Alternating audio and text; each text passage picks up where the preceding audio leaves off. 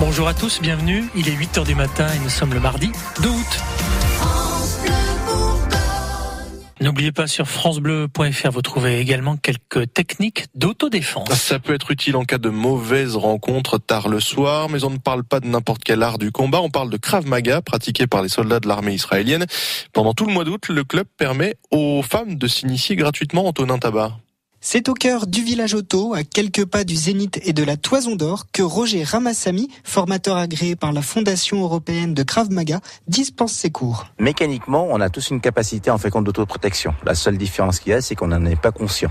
Donc le but, c'est simplement d'adapter et de faire comprendre aux gens comment ils vont fonctionner. La mécanique de l'agression, elle est relativement simple.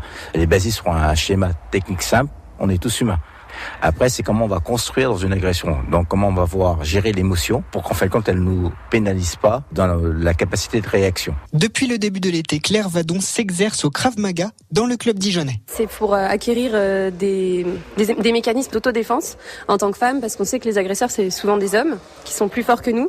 Et le fait de faire du sol, ça aide à pas paniquer quand on est face à des adversaires plus imposants. À partir du moment où on panique pas, on n'est pas stressé de la même manière, et ça permet d'être plus lucide en cas d'agression, et du coup effectivement on se sent un peu plus en sécurité. Et si le Krav Maga vous intéresse, rendez-vous du lundi au vendredi entre 11h45 et 14h ou entre 18h et 20h. Ça se passe 20 rue des Ardennes à Dijon.